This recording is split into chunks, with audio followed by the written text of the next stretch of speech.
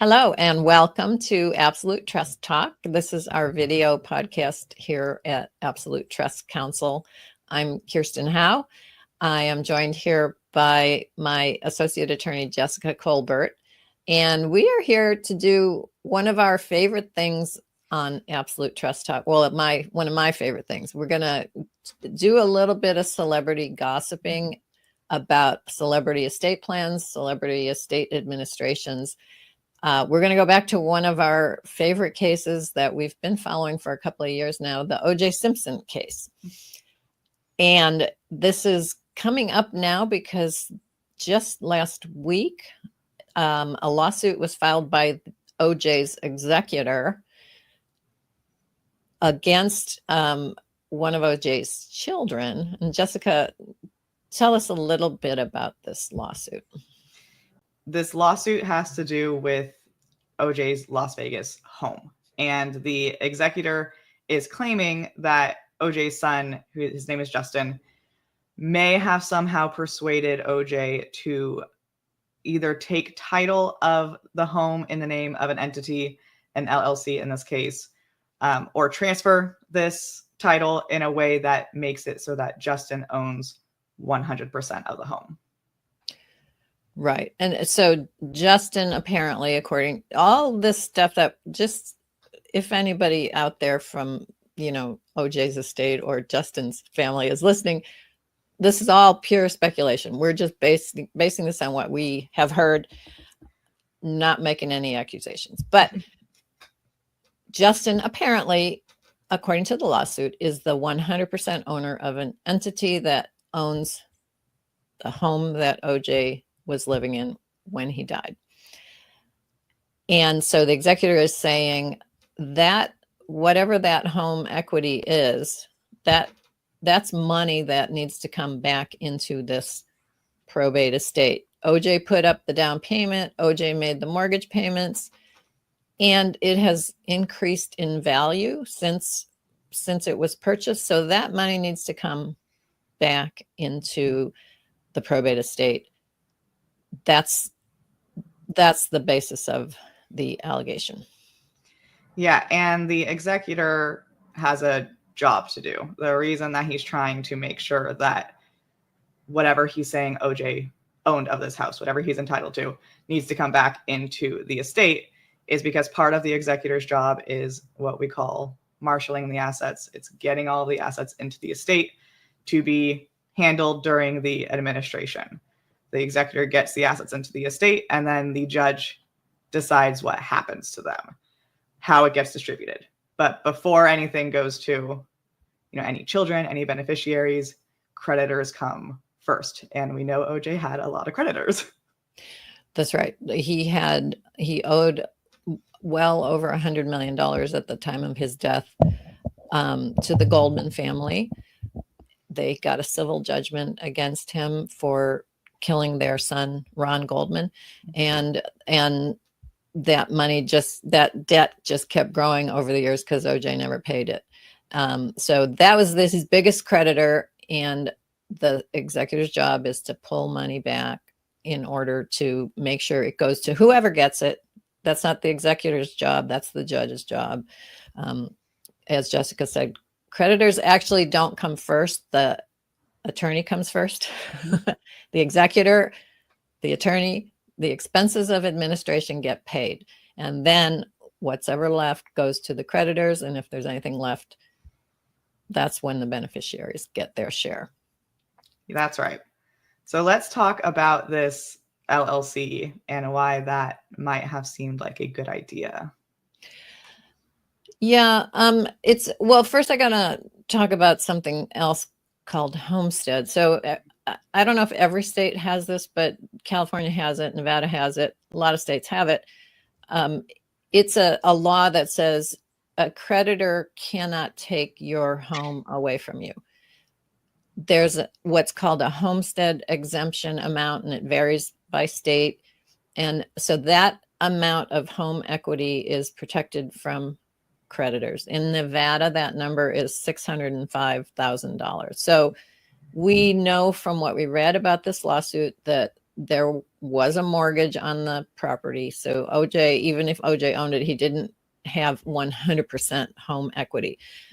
So it's possible that the $605,000 homestead exemption would have protected whatever OJ actually owned. So, say the house is worth $1 million, but OJ had a $400,000 mortgage, that 605 exemption covers the whole equity that OJ owned. So it's possible that he didn't need this LLC for that reason, because his homestead exemption would have protected him from creditors. However, it wouldn't have protected him from all creditors. And we are specifically talking about the IRS here. We know that you never, ever want to have the IRS on your back. You don't want to owe them money. And that's because the IRS is what's called a super-creditor. And that means that the IRS can still get paid even when other creditors like the Goldman family wouldn't be able to. The IRS gets priority. Right. So this formation of the LLC might have seemed like the only way that this home could be OJ's, but not open to the IRS taking it away from him. If this entity was properly managed like a separate entity, not just OJ's personal asset, and if it wasn't set up for a fraudulent purpose, it might have worked to protect the home equity from the IRS. Those are two big ifs in this case. We don't know the answer to those questions. And there are some sort of not great facts pointing to maybe Justin did take advantage of OJ. Jessica, what do you think about that? Yeah, and again, we're just gossiping, we're just speculating here. But Justin is allegedly, he's now living in the house and he's refusing to give the money back to the executor, which, if this is something that Justin and OJ had, worked out, planned to do, it doesn't really make sense that he would now be refusing to give it back to the estate. Yeah, I guess that's true, because if the goal would have been possibly to protect OJ while he was alive from the IRS, but now that he's gone, the IRS can get their money, and what difference does it make? It's not helping OJ anymore. And if what Justin did was for that purpose, you think that he would give the money back to the estate. I don't know. Maybe not. But the other thing, though, the other thing that is kind of bad, if he was trying to do that, if he was just trying to protect it from the IRS so that OJ didn't have to worry about the IRS, he could have made OJ at least an owner of the LLC. He didn't have to make himself the 100% owner of the LLC. Yeah, but it's possible that OJ knew that he was doing it this way, making Justin a 100% owner, so that when OJ died, the house would then belong to his family and not go back to the IRS. Oh yeah, that's another way of looking at it, and so we're not going to know until we know. And I'm sure there are 7 other ways of looking at it. A whole lot of other things that we didn't even think of. It's an interesting case. It'll be interesting to see what happens next. Maybe with this public attention on it, Justin will decide this is not a battle worth fighting. I'm just gonna here, take it. I don't want it. I don't know. We'll see. We'll see. And if anything surfaces in the next weeks or months, you're going to be able to hear about it here on Absolute Trust Talk. Yeah, stay tuned. Okay. Thank you, Jessica.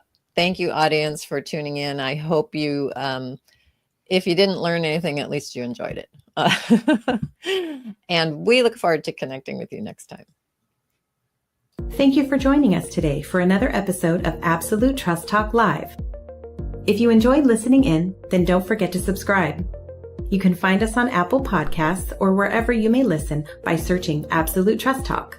While you're there, we would also love for you to leave us a review. And then why not share your favorite episodes with family, friends, or colleagues too? You can find all of our shows and corresponding show notes by visiting absolutetrustcouncil.com. You'll also find a variety of other free resources, including our ebooks, videos, blogs, presentations, and more. If you need help with your estate planning or administration, we also offer a free discovery call to help get the process started. You can find more information on booking your session by visiting absolutetrustcouncil.com/scheduling. Don't forget to keep an eye out for our next live episode. If you join us for the broadcast, you can submit questions during the show. But if not, don't worry.